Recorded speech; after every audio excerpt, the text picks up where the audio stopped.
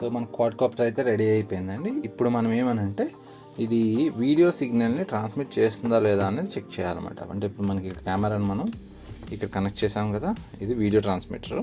Okay, so ఇది వీడియోని transmit చేస్తుందా, వీడియో సిగ్నల్ ట్రాన్స్మిట్ చేస్తుందా లేదా అని ఒకసారి చెక్ చేయాలి.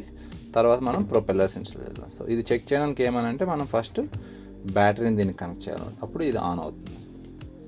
సో నేను ఇప్పుడు ఈ బ్యాటరీని కనెక్ట్ చేస్తాను, చూద్దాం.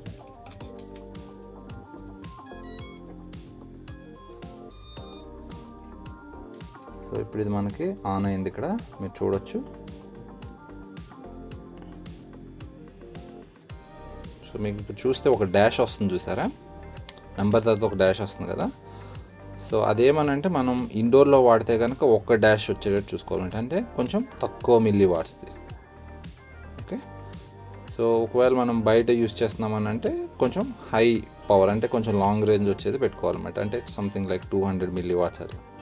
సో దానికోసం ఏమనంటే ఇక్కడ మనకు ఒక బటన్ ఉంది కదా. ఓకే, ఈ బటన్ ఇలా హోల్డ్ చేసి పట్టుకుంటే,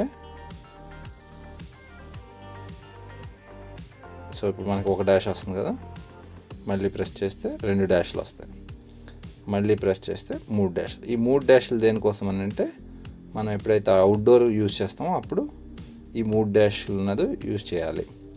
ఇండోర్ అని అనుకుంటే, ఇండోర్ అంటే మనకి చాలా తక్కువ ప్లేస్లోనే మనం ఫ్లై చేస్తాం కాబట్టి ఈ ఒకటి ఉంది చూసారు, ఒక డాష్, అది పెట్టుకోవాలి.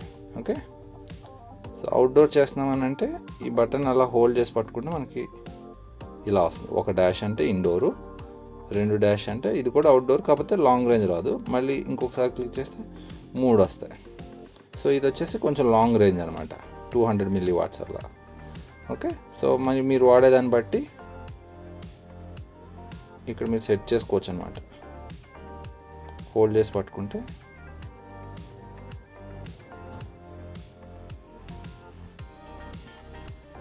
సో 3 డాష్ల బదులు ఒక డాష్ పెట్టుకోవచ్చు అనమాట. ఓకే, సో ఇండోర్ అయితే. అవుట్డోర్ అయితే 3 డాష్లు వచ్చేంత వరకు ప్రెస్ చేయాలి. సో ఇప్పుడు మనం ఏమనంటే చూద్దాం ఇది వీడియో సిగ్నల్ని ట్రాన్స్మిట్ చేస్తుందా లేదా. సో నాకు FPV కోసం ఏమంటే నేను ఈ గాగుల్స్ని వాడుతున్నామంటే, ఇవి FPV గాగుల్స్ అని అంటారు. సో మీరు ఇక్కడ చూడొచ్చు, ఇది వచ్చేసి ఈషైన్ VR006 ఆ గాగుల్స్ అనమాట. సో ఇప్పుడు ఇది ఆన్ చేద్దాం. ఇక్కడున్న పవర్ బటన్ ప్రెస్ చేస్తే మనకి ఆన్ అవుతుంది. సో ఇది ఆన్ అయిపోయింది. ఓకే, సో జనరల్గా ఏమనంటే మనకి ఇది ఒకవేళ రాకపోతే కనుక ఫస్ట్ మనం ఏం చేస్తామంటే స్కాన్ అని అంటాం. అప్పుడు ఇలా వస్తుంది. ఆన్ చేసిన తర్వాత స్కాన్ అని అంటే అది మనకు ఒక మంచి, ఏ ఛానల్లో అయితే మనకి వీడియో ఫీడ్ బాగా వస్తుందో ఆ ఛానల్కి సెట్ చేసుకుంటుంది అన్నమాట. స్కాన్ చేసుకుని మంచిగా వచ్చే ఛానల్ని సెలెక్ట్ చేసుకుంటుంది. అదే మనం ఏం చేయాల్సిన అవసరం లేదు. సో అంటే అది మంచిగా వచ్చే ఛానల్ వచ్చేంత వరకు అది స్కాన్ చేసుకుంటా ఉంటుంది. ఎక్కడైతే మనకి ఫీడ్ అనేది బాగా వస్తుందో ఆ ఛానల్ దొరికేంత వరకు అది సెర్చ్ చేస్తూనే ఉంటుంది. సో ఇలా ఇది ఒక ఛానల్ని మనకు కరెక్ట్గా వచ్చే దాన్ని సెలెక్ట్ చేసుకుంటుంది అన్నమాట. ఇప్పుడు మీరు చూడండి,